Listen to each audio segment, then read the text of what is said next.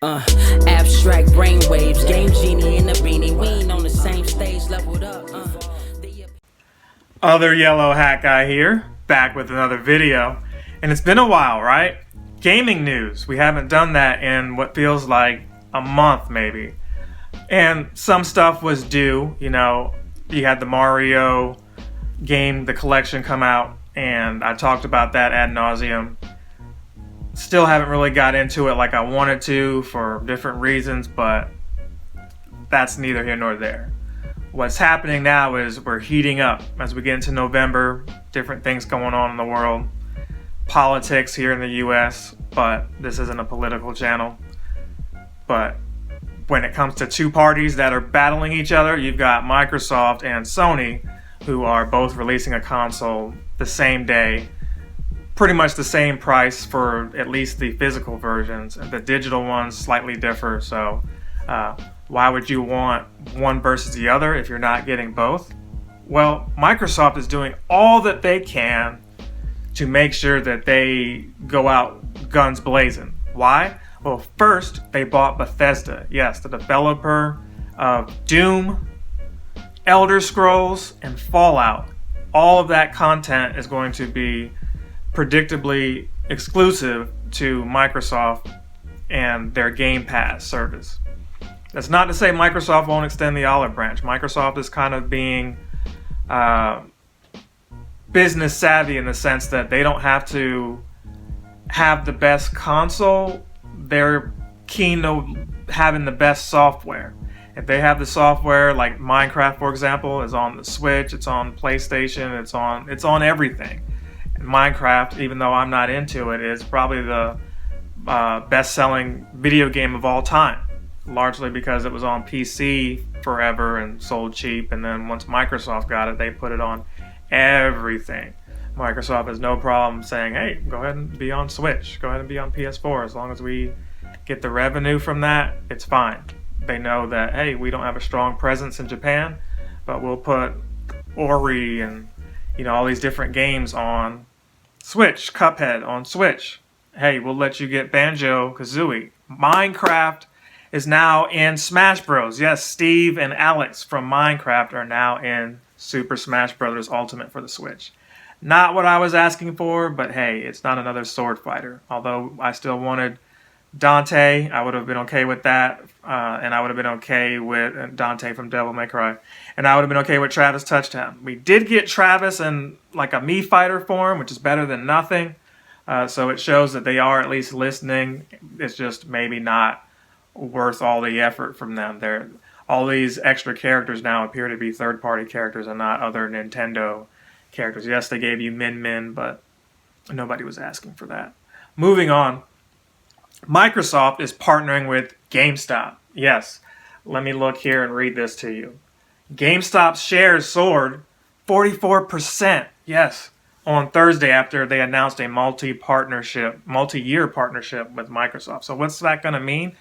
Maybe these GameStop employees, and I'll find out soon, will have these Surface tablets and get you to fill out surveys, and I imagine they're going to be pumping out Xbox stuff. Microsoft, so they're very opportunistic here. They are trying to buy whatever they can. I said this years ago, and that's been my displeasure with both Microsoft and Sony. They entered the gaming market without any development experience. So Sony is giving multi-year deals to Capcom and for exclusivity deals, to Capcom, Square Enix, and several other companies, and the companies that they want, they're buying them outright. Insomniac is now within Sony. They had their God of War games with the Santa Monica studios, but it's not like Nintendo where their first parties, are going to be what sells that system. So you're like, oh, well, God of War will sell the system, sure. Halo will sell the system, sure. But did those guys really make those? No. But people will still show up for them. It's just not enough for me for either of those other two to just buy a system. But I have bought a Switch for, a game. I bought the 64 for just Mario 64. I bought GameCube. I don't remember why I just bought GameCube, but I got it. My point is, with this happening, this is another way for Microsoft to say, hey, we got Bethesda, so we're going to have some exclusive games. Now we need to double down by pushing our stuff out as far as we can. Now, to be honest with you, I like the new Xbox. I like how it looks. I'm okay with the PlayStation as well, but the Xbox looks more like a router. If I could just show my router here, I'm not going to pick it up though. It's got that tower aesthetic to it, and it's just simple. I like the design of it. It looks like it could, hey, this belongs in a living room. It doesn't stand out. You know, what I like are devices that they don't necessarily look like gaming systems. Just, you know, they are. They look like they just are decor in your home. As I get older, that's more appealing to me. I know some of you guys want something that looks more like a beast or a PC or a toy, but at Microsoft, you could argue that it looks like a little PC tower too. But I digress. They're partnering with Microsoft, or they're partnering with Gamestop, Microsoft it is, and they're going to be selling the Xbox All Access bundle in stores. So that's going to come with a 2-year digital subscription at no upfront cost. So what that means is they're all in on this Game Pass. They're like, look, no matter what, Game Pass over everything. If you have Game Pass and you're playing PC games, cool. That's still money going to the big M, right? They're going to roll out the use of Microsoft Dynamics 365, and that's going to have these Surface devices in stores. So this will have Microsoft being able to sell their products in the store, not just you know, the gaming console and the digital games and all that. They're going to sell other products in there. If Microsoft were to come back with the phone, hey, they're using GameStop as a way. And why would GameStop say no? This is a company that has their back to the wall right now financially, and with these digital consoles being existing, that's less revenue for Microsoft to sell, you know, the used games. That's how they make their bread and butter, right? So Microsoft, being aware of this, said, hey, here's an opportunity here to still keep those stores afloat at a cheaper price, or you know, a mutual road here where they don't have to invest as much because GameStop is not in the position to tell a major company no right now. So how does this affect Sony? I'm not sure. Maybe Sony tries, but I think Sony would just be like, look, y'all could roll over and die for all we care. We want that full $60, $70 for every game that our developers create.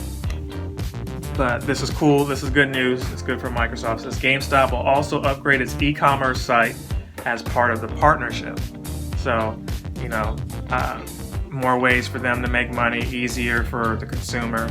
Maybe Microsoft starts selling, you know, PC stuff in there, like Windows, you know, related stuff for you know, whatever.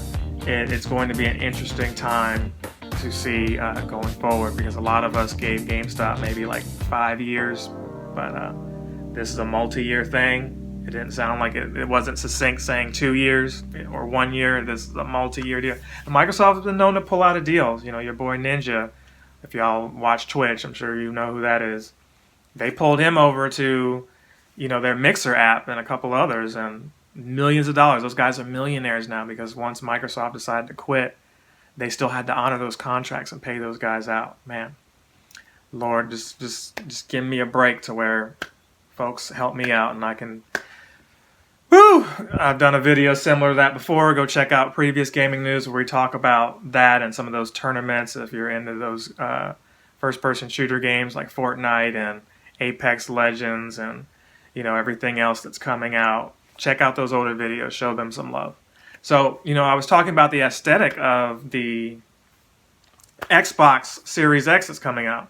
Well, Sony did an official teardown of the PS5. Now, I'm not sure why they did that. I guess it's because other people were going to do it or have done one, and I'm just not aware of it. I look at the PS5 and I'm like, man, that's a unique design. That looks like, you know, a weird router or a vase or something crazy like that. The way it protrudes out, you drop that thing, it's going to crack. Just, I don't know. But it's a lot bigger than the Xbox Series X, I think. Well, maybe a lot isn't fair since I haven't seen them side by side with my own eyes. But from the images I remember seeing, it looks bigger. Now, in this video, what they're telling you is they had the internal workings of this, and it took them 5 years for that. This website, Neowin, they also note that when you see in video, you'll look at the USB ports they have on the front and back. They got 10 Gbps, USB Type A ports. They got the HDMI port and the power connector all in the back of the console. They've got a stand on there. Microsoft was throwing shade at PS5 for having a stand. Reports are that the Xbox Series X may be overheating, so it's like, maybe you want a stand too to elevate so that you have some room to get air in your console. I don't know. But, with the stand, it's got removable plates, so I guess those two V-shaped things come off. It's got the cooling fan and a slot for the SSD storage expansion. So the biggest issue I have with these two consoles going forward is it's not going to be easy to upgrade your storage. They want you to fill these things up. Just because they now have, 4K Blu-ray capability does not mean that all of a sudden you don't have to install these games. No, you're still going to have to install the Xbox, or the PS5, doesn't even get the full 1 terabyte for its SSD. You get like 800 something gigs because proprietary software is going to be installed on that already out the gate. That being said, maybe 6-7 games, really big name games, it's filled up. That Spider-Man and maybe like a God of War or something like that, you're going to keep having to break that cycle of deleting games by buying more storage, and you evidently can't just take out your original drive. You have to pay for these, and these drives right now are like half the price of the console, $250. It's crazy. That being said, Sony wanted to make a generational leap, is what they're saying, and check out that video. PS5 launches between November 12th and November 19th, and they got the November 12th date there to make sure they're on pace in the American markets, the North American markets, with Microsoft. Last little bit of news, we've got Pikmin 3 Deluxe. The demo is out. I thought it was going to happen because I saw an image from Nintendo of America saying that it was, but then that image I thought could have been photoshopped because the night it was shown, I didn't see the demo there. But the very next day, the demo was there. It's there now. It's weird how Nintendo's putting the demo out and doing all of this after removing Pikmin 3 from the eShop. So Wii U people, I guess that's it for you.